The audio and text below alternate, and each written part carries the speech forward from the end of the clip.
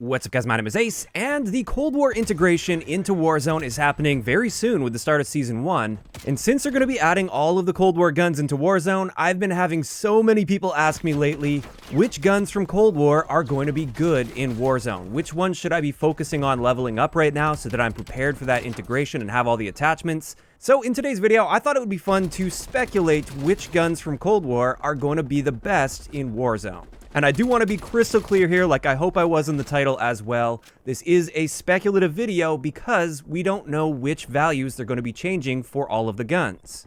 We do know for sure they're going to have to be tweaking many of the values for the guns in Cold War because they're balanced around 150 health, whereas all of the other guns that are in Warzone were balanced around Modern Warfare's 100 health. So at the very least, we should be expecting changes to our damages and ranges, and this is why I can't give you a definitive answer on this. Having said this though, I do expect a lot of the traits of the guns from Cold War to be remaining fairly consistent. So the overall feel of the handling and the recoil of the gun is likely going to be at least somewhat consistent going into Warzone.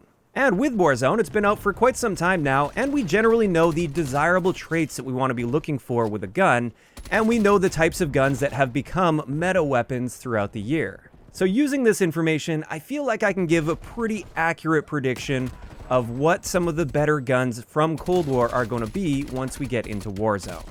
And let's first talk about the primary weapons, the ones that you would use as your sort of go-to all-around gun. We're not talking about the secondary that you use as a finisher in close quarters, or your sniper rifle that you use as your secondary. We're talking about that primary meta weapon, like the Grau or the Kilo, for instance. Those have been sort of the meta guns in Warzone throughout the year. Which guns in Cold War have a chance of becoming that meta gun? Well, I think the big thing to do here is look back at the traits of the guns that have been those meta primary weapons in Warzone. Like I said, like the Kilo, the Grau, the M4 as well. All of these guns have always been sort of the best all-around guns for Warzone. And they do have a lot in common. The biggest thing they have in common is accuracy is key, and it's even more important than your damage or even your damage per second, because these meta guns don't really have an exceptional DPS value. They're not really the fastest killing guns, they're just very accurate, and they have a couple other traits as well. The next trait that I've noticed among these guns that tend to become meta weapons in Warzone is their rate of fire. They have a pretty fast rate of fire without being so overboard that the recoil becomes uncontrollable. And the general trend is it appears that somewhere between the range of about 700 to 850, this seems to be that sort of magic range for these guns. Then on top of that, we have to have reasonable handling, so this actually rules out a lot of the LMGs, at least the slower handling LMGs. Some of the faster handling ones, like the Bruin, for instance, that became a meta gun because you had the 60-round magazine, which made it more like an assault rifle. And then finally, one last big thing to consider is your magazine capacity potential. With all of these guns that have become those meta primaries, they've all had the potential to have at least 50 to 60 round magazines.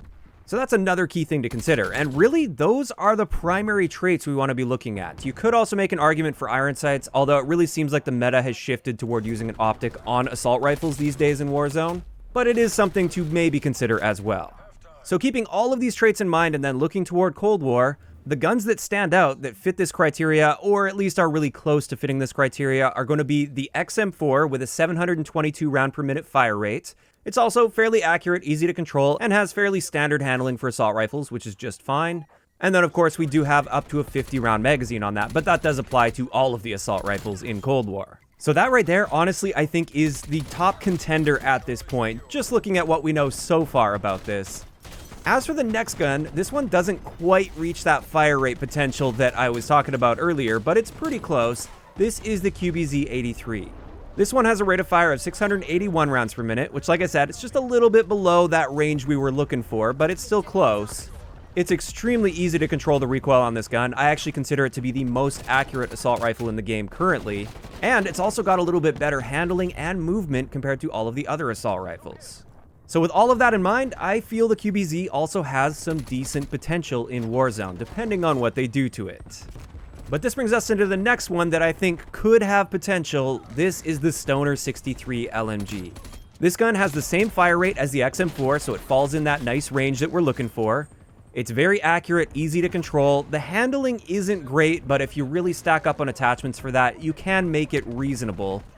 And therefore, when we combine all of that, I would say this has a lot of potential as well. Now, there's one more gun I wanted to talk about when we're talking about these primary weapons that have a lot of potential, and this one we're really uncertain about at this point because we don't have access to it yet. This is the Groza.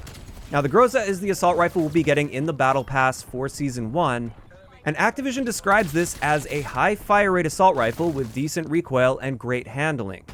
Now, I don't believe the fire rate's going to be as high as the FFAR, and also they mentioned that the accuracy is going to be decent on it at least, and therefore I suspect the rate of fire on this is going to be either high 700s or low 800s, just based on their description.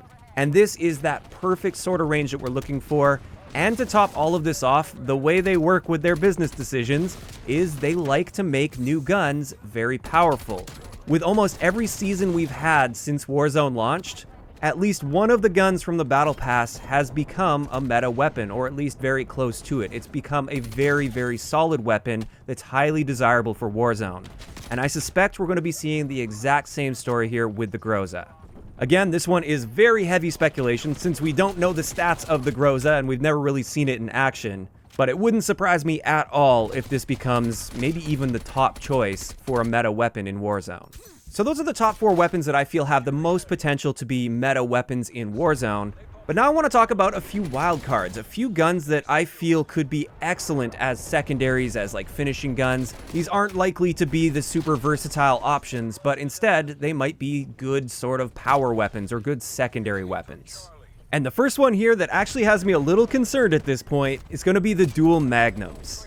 Now, I'm not too sure how many of you guys have seen just how powerful these are in Cold War's multiplayer, but they're kind of ridiculous, and I've taken way too long to unlock them. I finally just finished unlocking them, and they are insane in multiplayer. And I wouldn't be surprised at all if these became like the dual snake shots were at one point in Warzone, where they were just completely dominant up close. In any close quarter situations, you'd be completely untouchable, and the best part about it is it's a secondary weapon, so you wouldn't have to use overkill. And just on that note, I fully expect the shotguns from Warzone to be primaries when added to Warzone, so I'm sure a lot of people are wondering about that. I'm almost certain they're going to make them primaries, but I guess we will have to wait and see. In either case, yes, I do think those Magnums have a lot of potential to be a little bit ridiculous up close when Cold War launches, or who knows, maybe they're prepared for that, and they're going to be balancing them properly at launch. But I'd definitely keep an eye out for those ones. Next, we have the new shotgun that's going to be coming partway through Season 1. So we won't be seeing this right at the launch of Season 1, but it's coming at some point throughout the first season. This is the Street Sweeper, which is a full auto shotgun. And adding any full auto shotgun to Warzone immediately raises a few eyebrows, and this could potentially become that unstoppable force within a close quarter situation. Additionally, just wanted to have a quick mention of the sniper rifles from Cold War. I think they could potentially be powerful in their own way for Warzone. If they bring all of the same scope attachments from Cold War, that could be really helpful because with many of the scopes, their variable zoom allows you to zoom across all of the different zoom levels. Instead of just toggling between 2 different zoom values, so high zoom or low zoom, you can select anywhere in between with the scopes in Cold War, and that could be incredibly valuable for Warzone. So depending on how they balance the rest of the stats on these sniper rifles, like the bullet velocity for instance, we really could see the Cold War sniper rifles start to take over compared to the current set of Warzone snipers.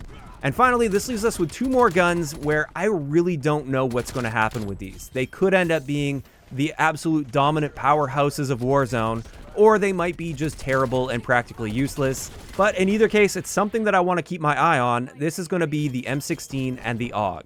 As we all know already, the M16 and AUG are insanely powerful in Cold War's multiplayer, and therefore that definitely raises some concern about how powerful they're going to end up being when they're transitioned into Warzone. They're very accurate, solid guns, and from what I remember, there weren't any really great burst guns in Modern Warfare that really stood out in any way. Whereas these 2 burst guns from Cold War may end up being some of the best in the game. And with that, that's where I'm going to wrap up today's video. If I were you, especially during this double XP weekend that we've got, I would definitely try to focus on leveling up these guns that I've mentioned in today's video in preparation for that Warzone integration, assuming you're going to be playing Warzone. I think for sure the ones you should focus on the most at this point are going to be the XM4 as well as the Stoner 63. However, I do also have that strong suspicion as well that the dual Magnums are going to be very good, so I would recommend taking advantage of double XP this weekend and grinding those as much as possible. And with that, I'm interested in hearing in the comment section below, what do you guys think of my speculative list here? Do you agree with a bunch of the guns that I have on this? Do you disagree with any? And are there any other guns that you think are going to be incredible in Warzone that are coming from Cold War? Just let me know those thoughts in the comment section down below. If you enjoyed the video, a like rating is always appreciated, and don't forget to subscribe for more if you haven't already. I'll talk to you guys next time.